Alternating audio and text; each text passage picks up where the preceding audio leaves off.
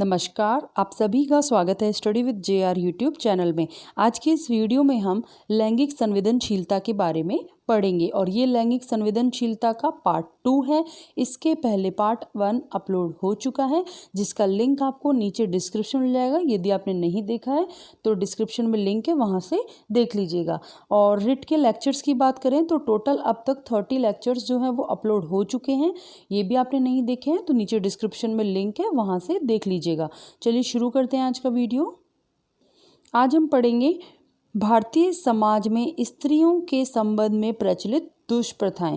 Exam में इनसे related बहुत क्वेश्चन बन सकते हैं, तो ये भी काफ़ी इम्पोर्टेंट है। कौन कौन सी दुष्प्रथाएं हैं भारतीय समाज में, वो भी स्त्रियों के संबंध में, क्योंकि हमारा टॉपिक ही ये क्या है, लैंगिक संवेदनशीलता। तो इसमें स्त्रियों से संबंध प्रथाएं ये सब पूछी जाती हैं, तो ये भी इम्पोर्टेंट है टॉपिक काफ़ी।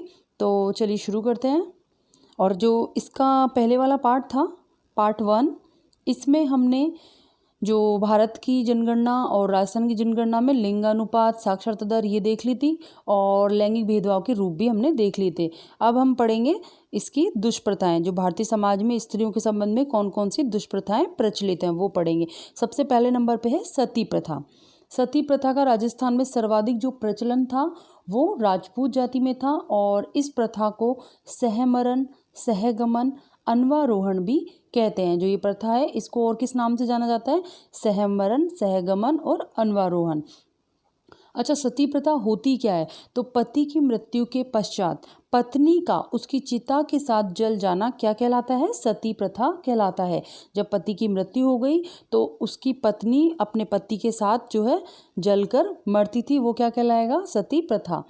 और पति की मृत्यु किसी अन्य जगह होने पर उसकी किसी निशानी के साथ पत्नी का चिता में रोहण करना क्या कहलाता था, अनुमरण कहलाता था। तो ये भी आपको याद रखना है। इस प्रथा को रोकने का जो प्रथम प्रयास है वो मोहम्मद बिन तुगलक ने किया था। इसके अलावा राजा राममोहन राय के प्रयासों से 1829 में लॉर्ड विलियम बेंटिक ने इस प्रथा पर रोक लगाई। तो ये रिट 2016 में आया हुआ प्रश्न है। इस प्रकार से प्रश्न बनते हैं कि किसने रोक लगाई, किसके प्रयासों से रोक लगी, कौन से सन में लगी थी। तो इस प्रकार से प्रश्न बनते हैं। तो ये आपको याद रखना है कि राजा राममोहन राय के प्रयासों से 1829 में लॉर्ड विलियम बेंटिक ने इस प्रथा पर रोक लगाई। राजा राममोहन राय ने सती प्रथा के विरुद्ध शास्त्रार्थ नामक ग्रंथ में कई निबंध भी लिखे हैं। इनका एक शास्त्रार्थ नामक ग्रंथ है, इसमें इन्होंने सती प्रथा के विरुद्ध निबंध लिखे हैं। इसके अलावा राजस्थान में सर्वप्रथम बूंदी रियासत में 1822 में इस प्रथा पर रोक लगाई गई। सर्वप्रथम बूंदी रियासत में 1822 में। फिर इसके अलावा 1987 में सीकर जिले के श्री माधोपुर क्षेत्र के देवराला गांव की रूप कंवर जो है वो महिला अंतिम सती हुई थी। फिर इसके अलावा बात करें दूसरी प्रथा की, वो है जौहर प्रथा। जौहर प्रथा जो है, युद्ध के पश्चात महिलाएं अपने सतीत्व की रक्षा हेतु अपने आप को अग्नि में जला देती थी। ये क्या कहलाता है, जौहर कहलाता है। जो महिला होती थी वो अपने सतीत्व की रक्षा हेतु अपने आप को अग्नि में खुद ही जला देती थी, तो ये कहलाता था जौहर। और राजस्थान में सर्वप्रथम जौहर करने के प्रमाण जो है वो कहाँ से मिले हैं, रणथंभौर दुर्ग से मिले हैं। तीसरे नंबर पे जो प्रथा है वो है कन्यावध। कन्या के जन्म लेते ही उसे अफीम देकर या गला दबाकर मारना क्या कहलाता है, कन्यावध कहलाता है। और यह प्रथा राजस्थान में विशेषतः राजपूतों में प्रचलित थी। बेंटिक व हाड़ौती के पॉलिटिकल एजेंट विल्किंसन के प्रयासों से 1833 में इस पर रोक लगी, और राजस्थान में कोटा के नरेश जगत सिंह ने 1833 में इस प्रथा पर रोक लगाई। और बूंदी में कब लगी, 1834 ईस्वी में। अब बात करते हैं नेक्स्ट प्रथा की, वो है त्याग प्रथा। त्याग प्रथा क्या है, राजकुमारियों के विवाह के समय चारण साहित्यकारों व भाटों को दिए जाने वाला उपहार क्या कहलाता है, त्याग प्रथा कहलाता है। भाट जो होते हैं वो विभिन्न परिवारों की वंशावली का रखरखाव करते हैं, और जोधपुर के महाराजा मान सिंह ने 1941 में सर्वप्रथम इस प्रथा पर रोक लगाई। राजस्थान में त्याग प्रथा का संबंध क्षत्रिय समाज से है। तो एग्जाम में इस प्रकार से क्वेश्चन बन जाते हैं। ये आपको सारे पॉइंट्स इसके याद रखने हैं। चलिए नेक्स्ट देखते हैं। नेक्स्ट है बाल विवाह। बालक बालिकाओं का कम उम्र में विवाह जो है वो क्या कहलाता है? बाल विवाह। जो बालक लड़का लड़की होते हैं, कम उम्र के होते हैं, उनका विवाह करना क्या कहलाएगा? बाल विवाह। राजस्थान के ग्रामीण क्षेत्रों में अक्षय तृतीया पर सर्वाधिक बाल विवाह होते हैं। राजस्थान में सर्वप्रथम 1885 में जोधपुर के सर प्रताप सिंह ने इस पर रोक लगाई। 1829 ईस्वी में 1929 ईस्वी में अजमेर के राय बहादुर हरविलास शारदा ने शारदा एक्ट पारित करवाया, जिसमें लड़का व लड़की की विवाह की आयु 18 वर्ष और 14 वर्ष निर्धारित की गई। जो शारदा एक्ट लगाया था इसमें लड़के की आयु तो 18 वर्ष और लड़की की आयु 14 वर्ष निर्धारित की गई थी। इसके अलावा अनमेल विवाह और बाल विवाह निषेध अधिनियम सबसे पहले अलवर रियासत ने 10 दिसंबर 1930 को बनाया था। इसके अलावा भारतीय संविधान के अनुसार लड़का व लड़की की उम्र विवाह के समय कितनी होनी चाहिए? लड़के की होनी चाहिए 21 वर्ष और लड़की की होनी चाहिए 18 वर्ष। नेक्स्ट जो प्रथा है वो है दहेज प्रथा। दहेज प्रथा क्या है? दहेज वह धन या संपत्ति होती है जो विवाह के अवसर पर वधू पक्ष द्वारा वर पक्ष को दी जाती है। सन 1961 में भारत सरकार द्वारा दहेज निरोधक अधिनियम पारित कर लागू कर दिया गया है। नेक्स्ट जो प्रथा है वो है विधवा विवाह। विधवा विवाह क्या है? पति की मृत्यु के बाद अन्य पुरुष से दूसरा विवाह करना विधवा विवाह कहलाता है। इसे नात्रा या आना भी कहते हैं। इसे क्या कहते हैं? नात्रा या आना। एग्जाम में इस प्रकार से भी क्वेश्चन बन सकता है कि नात्रा क्या है या आना किसे कहते हैं। तो ये आपको याद रखना है कि इसे नात्रा या आना भी कहते हैं। किसको? विधवा विवाह को। 18वीं शताब्दी में आमेर के राजा सवाई जयसिंह द्वारा विधवा पुनर्विवाह हेतु नियम बनाने के प्रयत्न किए गए थे और लॉर्ड डलहौजी ने स्त्रियों को इस दुर्दशा से मुक्ति प्रदान करने के लिए सन 1856 में विधवा पुनर्विवाह अधिनियम बनाया, जो ईश्वरचंद विद्यासागर के प्रयत्नों का परिणाम था। मतलब जो विधवा विवाह है इसमें मुख्य रूप से किसने प्रयत्न किया था? ईश्वरचंद विद्यासागर ने किया था। तो ये भी एग्जाम में क्वेश्चन बन जाते हैं, ये याद रखना है आपको। नेक्स्ट है डाकन प्रथा। किसी स्त्री पर डाकन होने का आरोप लगाकर उसे प्रताड़ित किया जाता है और इस कुप्रथा पर मेवाड़ के महाराणा स्वरूप सिंह ने 1853 ईस्वी में सर्वप्रथम रोक लगाई। ये हो गई डाकन प्रथा। नेक्स्ट है कन्या भ्रूण हत्या। कन्या के विवाह में अत्यधिक खर्चा होने के डर से कन्या शिशु को गर्भ में ही समाप्त करने को कन्या भ्रूण हत्या कहते हैं।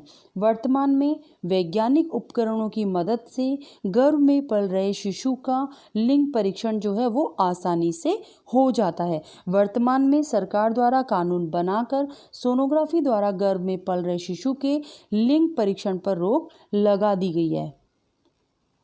ये तो हमने देखी कुछ प्रथाएं। चलिए अब देखते हैं महिलाओं की कुछ विशिष्ट समस्याएं। कौन कौन सी विशिष्ट समस्याएं हैं महिलाओं की? तो सबसे पहले नंबर पे है वेश्यावृत्ति। भावनात्मक उदासीनता के साथ आर्थिक लाभ के लिए स्थापित यौन संबंध को वेश्यावृत्ति कहते हैं। इसमें क्या होता है? भावनात्मक उदासीनता होती है और आर्थिक लाभ एक मुख्य कारण होता है जिस कारण यौन संबंध स्थापित होता है। वेश्यावृत्ति उन्मूलन हेतु सरकार द्वारा सन 1956 में अनैतिक व्यापार निवारण कानून पारित किया गया। और दूसरी विशिष्ट समस्या की बात करें तो वो है बलात्कार। महिलाओं पर होने वाले अमानवीय अत्याचारों में बलात्कार का स्थान सर्वोपरि है। इस प्रकार के अत्याचार के लिए सरकार द्वारा कठोर दंड देने का भी प्रावधान है। और तीसरी जो विशिष्ट समस्या है वो है घरेलू हिंसा। जब परिवार का कोई पुरुष सदस्य घर की किसी औरत के साथ मारपीट करता है, उसे चोट पहुंचाता है या मारपीट अथवा चोट की धमकी देता है तो उसे घरेलू हिंसा कहते हैं। 2006 से घरेलू हिंसा महिला सुरक्षा कानून लागू हो गया है। तो ये सन भी आपको याद रखना है। कई बार सन से डायरेक्ट क्वेश्चन बन जाते हैं कि कब लागू हुआ, कौन से सन में लागू हुआ, और ये सीटेट 2016 में आया हुआ प्रश्न है। चलिए ये तो हो गई बात कि महिलाओं से संबंधित क्या क्या दुष्प्रथाएं हैं, क्या उनकी समस्याएं हैं। अब बात करते हैं लैंगिक संवेदनशीलता को बढ़ावा देने हेतु चलाए जा रहे कार्यक्रम व प्रयास, कि कौन कौन से कार्यक्रम हैं, कौन कौन से प्रयास हैं जो सरकार द्वारा किए जा रहे हैं लैंगिक संवेदनशीलता को बढ़ावा देने हेतु। तो सबसे पहले हम बात करें महिला सशक्तिकरण के उद्देश्य से प्रतिवर्ष 8 मार्च को विश्व भर में अंतर्राष्ट्रीय महिला दिवस का आयोजन होता है। तो ये तारीख याद रखनी है, अंतर्राष्ट्रीय महिला दिवस जो है इसका आयोजन कब होता है, 8 मार्च को होता है। नेक्स्ट है, वर्ष 2010 में 100वें अंतर्राष्ट्रीय महिला दिवस का आयोजन किया गया था। जो 2010 सन आया था उसमें 100वें अंतर्राष्ट्रीय महिला दिवस का आयोजन किया गया था। इसके अलावा प्रतिवर्ष महिलाओं की सशक्तिकरण हेतु विभिन्न क्षेत्रों में कार्य करने वाली महिला को अंतर्राष्ट्रीय महिला दिवस 8 मार्च को महिला शांति पुरस्कार से सम्मानित किया जाता है, जिसमें क्या दिया जाता है, 51,000 रुपये की पुरस्कार राशि, एक दुशाला व एक प्रशस्ति पत्र प्रदान किया जाता है। इसके अलावा 8 मार्च 2018 को अंतर्राष्ट्रीय महिला दिवस के अवसर पर सूक्ष्म लघु और मध्यम उद्यम मंत्रालय यानी कि MSME की ओर से भारतीय महिला उद्यमियों को बढ़ावा देने के लिए एक जो पोर्टल की शुरुआत की गई है www.udyansakhi.org, ये है UDYAMSAKHI.org। नेक्स्ट है, महिलाओं को सशक्त बनाने के लिए नई दिल्ली में एक ऑनलाइन पोर्टल नारी 2 जनवरी 2018 को इसका शुभारंभ किया गया था। किसका, नारी का। कहाँ पर, नई दिल्ली में। इसका पूरा नाम है national repository of information for women. 2 जनवरी 2018 को इसका शुभारंभ किया गया था। इसके अलावा हिंदू विवाहित महिलाओं को पृथक निवास एवं भरण पोषण अधिनियम 1946 ईस्वी में पारित हुआ। जो हिंदू महिलाएं होती हैं, उन हिंदू विवाहित महिलाएं जो होती हैं उनको पृथक निवास और भरण पोषण अधिनियम कब पारित किया गया, 1946 ईस्वी में। इसके अलावा पंचायती राज व्यवस्था और नगरीय निकायों के चुनाव में महिलाओं के लिए राजस्थान में 33% स्थान आरक्षित किए गए थे, जिसे वर्तमान में अब राजस्थान सरकार द्वारा बढ़ाकर 50% कर दिया गया है। पहले 33% स्थान आरक्षित था और वो बढ़ाकर अब कितना हो गया है, 50% हो गया है। महिला समस्याओं के हल में मदद के लिए राष्ट्रीय एवं राज्य महिला आयोग भी बनाए गए हैं। तो महिलाओं की समस्याओं के लिए राष्ट्रीय व राज्य महिला आयोग भी बनाए गए हैं। राष्ट्रीय महिला आयोग अधिनियम 1990 के अंतर्गत 31 जनवरी 1992 को राष्ट्रीय महिला आयोग की स्थापना की गई, जिसका मुख्यालय नई दिल्ली में है। तो ये भी आपको याद रखना है कि मुख्यालय कहाँ पर है राष्ट्रीय महिला आयोग का, नई दिल्ली में। और इसकी प्रथम अध्यक्ष कौन थी, तो प्रथम अध्यक्ष थी जयंती पटनायक। नेक्स्ट, राजस्थान में राज्य महिला आयोग का गठन राजस्थान राज्य महिला आयोग अधिनियम 1999 की धारा 3 के अंतर्गत कब किया गया था, 15 मई 1999 को किया गया था। और राज्य की प्रथम महिला नीति 8 मार्च 2000 को जारी की गई थी। तो राज्य की प्रथम नीति भी याद रखनी है, कब जारी की गई थी, 8 मार्च 2000 को। राज्य महिला आयोग का मुख्यालय कहाँ पर है, तो इसका मुख्यालय है जयपुर में। इसके अलावा इसकी प्रथम अध्यक्ष की बात करें तो वो है कांता खतूरिया। इसके अलावा प्रत्येक जिले में महिला थानों और महिला सलाह एवं सुरक्षा केंद्रों का गठन किया गया है। तो वहीं 8 मार्च 2017 को गांधीनगर जयपुर में राजस्थान के पहले संपूर्ण महिला थाने का उद्घाटन किया गया था। ये भी एग्जाम में क्वेश्चन बन सकता है कि जो संपूर्ण महिला थाने का उद्घाटन कहाँ पर किया गया है, राजस्थान में। राजस्थान में किस जगह पे, तो किस जिले में, तो जयपुर में। और कब किया गया, 8 मार्च 2017 को। इसके अलावा देश का एकमात्र महिला शक्ति मेट्रो स्टेशन जयपुर का कौन सा है, श्यामनगर। जयपुर का श्यामनगर मेट्रो स्टेशन है। तो पश्चिमी रेलवे मंडल जयपुर के गांधीनगर स्टेशन को देश का प्रथम महिला संचालित रेलवे स्टेशन बनाया गया है। इसके अलावा जो प्रथम महिला संचालित रेलवे स्टेशन है वो भी कहाँ पर है, गांधीनगर जयपुर में है। इसमें जो मैं आपको सारे पॉइंट्स बता रही हूँ, जो फैक्ट्स बता रही हूँ, डेट बता रही हूँ, तो ये भी एग्जाम में कई बार पूछ ली जाती है, तो काफ़ी इंपॉर्टेंट है, इनको आपको याद रखना है। इसके अलावा बालिकाओं की उच्च शिक्षा के लिए बचत द्वारा धन जुटाने हेतु सुकन्या समृद्धि योजना की शुरुआत 22 जनवरी 2015 को हरियाणा में की गई। कब की गई? 22 जनवरी 2015 को। और कहाँ से शुरुआत हुई? हरियाणा से। राजस्थान में ये योजना 4 फरवरी 2015 को शुरू की गई। सबसे पहले हरियाणा में, उसके बाद फिर राजस्थान में, और कब? 4 फरवरी 2015 को। इसके अलावा लिंगानुपात में समानता लाने के लिए बेटी बचाओ बेटी पढ़ाओ अभियान चलाया जा रहा है, जिसकी शुरुआत 22 जनवरी 2015 को प्रधानमंत्री नरेंद्र मोदी द्वारा हरियाणा के पानीपत से की गई थी। कहाँ से की गई थी? हरियाणा के पानीपत से की गई थी। राजस्थान देश का पहला राज्य है जहां बेटियों की गौरवपूर्ण कार्यशैली को सहेजने हेतु बेटी गौरव उद्यान योजना आरंभ की गई। तो ये भी आपको याद रखना है। बेटी गौरव उद्यान योजना कहाँ शुरू हुई? तो राजस्थान में। और इसके अलावा राज्य व देश के पहले बेटी गौरव उद्यान का संबंध कहाँ से है, कौन से जिले से है? तो ये भी आपको याद रखना है। इसका संबंध है उदयपुर जिले से। कई बार जिले से भी संबंधित क्वेश्चन आ जाते हैं। राजस्थान राज्य बालिका नीति का राष्ट्रीय बालिका दिवस 24 जनवरी 2013 को विमोचन किया गया।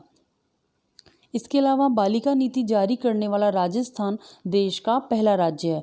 कई बार ये भी क्वेश्चन बन जाता है कि बालिका नीति जारी करने वाला देश का पहला राज्य कौन सा है? तो वो है राजस्थान।